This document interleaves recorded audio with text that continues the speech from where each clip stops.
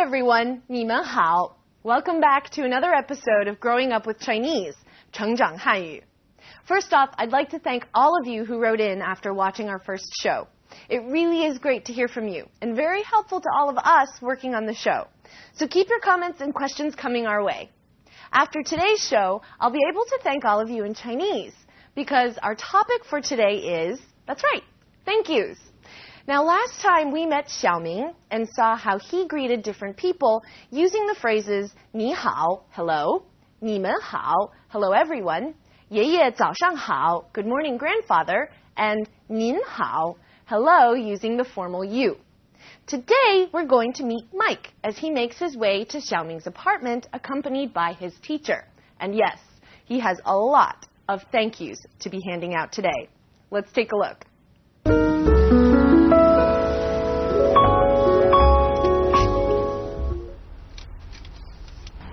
谢谢。没事儿，不用谢。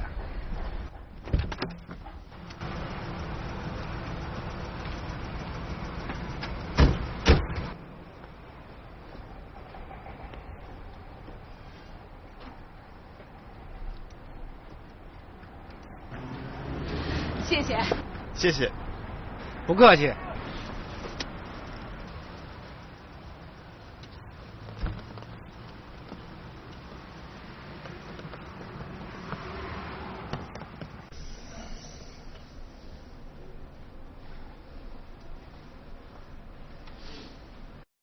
你们好。您好。您好。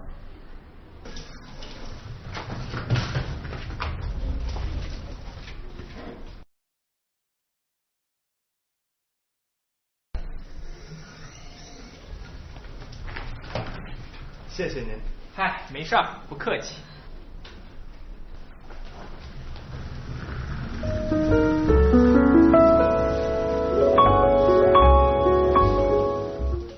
All right, let's break down what we heard. The first phrase is pretty simple. 谢谢. It means thanks. Now, I know some people have a hard time with the pronunciation of 谢谢. You can think of it kind of like the word she and 谢. Not too hard, right? 谢谢. Now, if you add a 你 or 您 to the end of 谢谢, it becomes thank you, informal, or thank you, formal. 谢谢你, that would be informal. 谢谢您 is formal.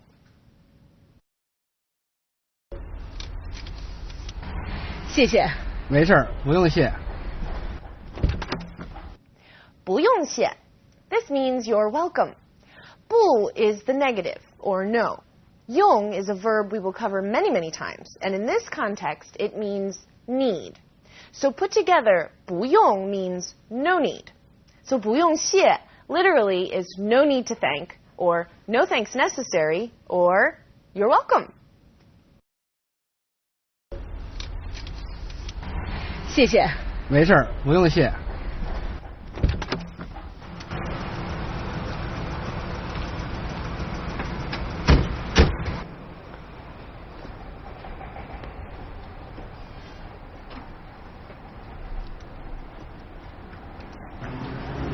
谢谢。谢谢。不客气. You're welcome. 不, again, is no, or a negative. 客气 means polite. So 不客气 literally means no polite. Now, to be polite in China is something that you do with strangers. You make sure to be polite with strangers. But when it comes to people who are close to you, whether they're family or friends, being polite is something to kind of avoid. After all, you don't want to make the people close to you feel like you're treating them like strangers. So as a result of this cultural tendency, to not be polite is a phrase to use as you're welcome. 不客气. 谢谢您。嗨，没事儿，不客气。 So that's not too hard to follow, right? Let's watch the action once more. 谢谢。没事儿，不用谢。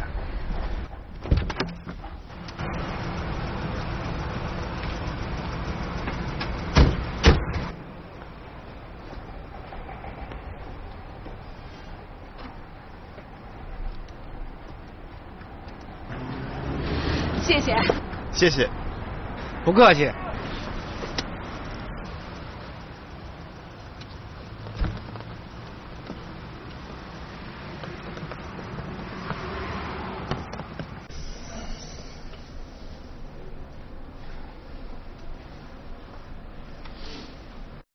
你们好。您好。您好。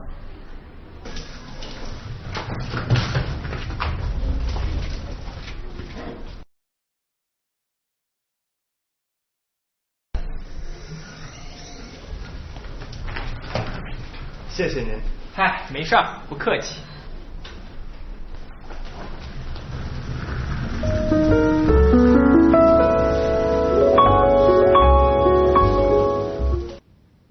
Okay, everyone, let's take a look at today's vocabulary. Before we go into today's specific vocabulary words, let's take a minute to go over pinyin, or how we write Chinese using the Roman alphabet as opposed to using characters. Now, a Chinese character or Chinese syllable, word, can be divided into two parts, the initial and the final.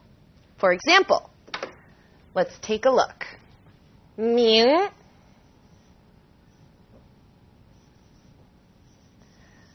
The word Ming is composed of the initial M and the final Ying. Now, there are only 23 initial sounds in Chinese, and many of them are pronounced quite similarly to how we pronounce them in English. For example, B as in bottle, P as in part, D as in dog, T as in time, G as in go, but it's always hard, never soft, and K as in key.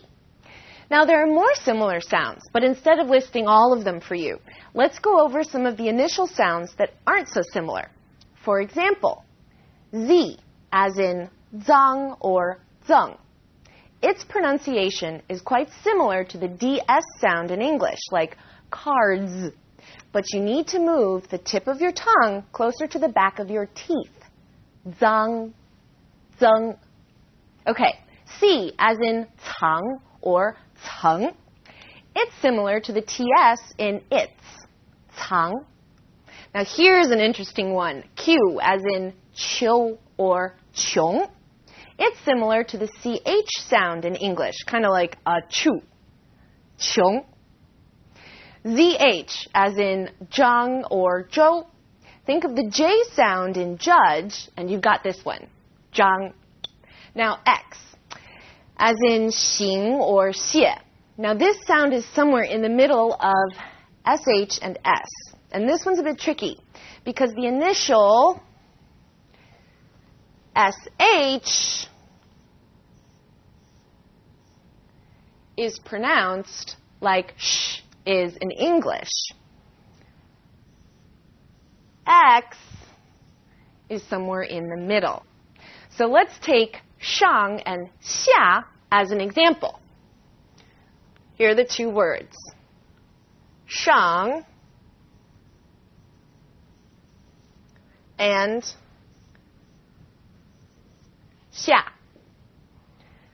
Shang, xia, shang, xia.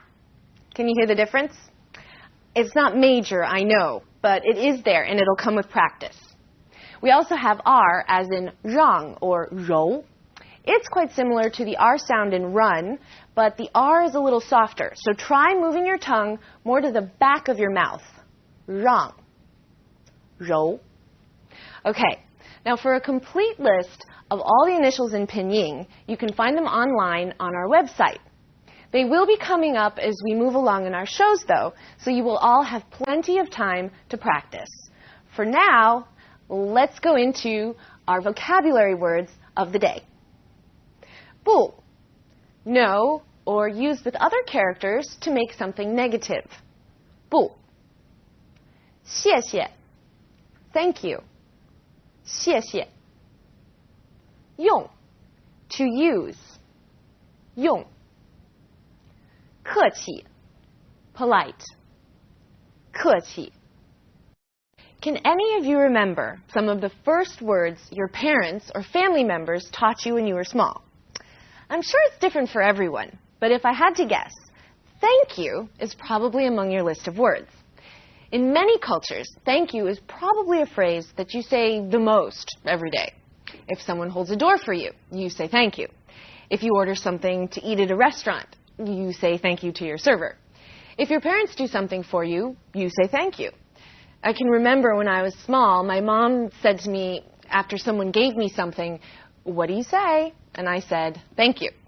In China, rules for saying thank you are kind of opposite. In a nutshell, the logic behind saying thank you in China is that the closer you are to someone, or the more you know that person, the less you say thank you. Interesting, huh? The way Chinese people explain this is that if your mom does something for you, for example, you don't need to say thank you. She knows you're grateful. If you say thank you, you're distancing yourself from her. And the same goes with friends. You don't really thank friends here. If I say thank you to my best Chinese girlfriend, she gets all grumpy with me. She'll respond by saying, "Well, we're friends, aren't we? We do things for each other. You don't need to thank me. If you thank me, it makes me feel like we're not friends." Yes, literally, that's what she says.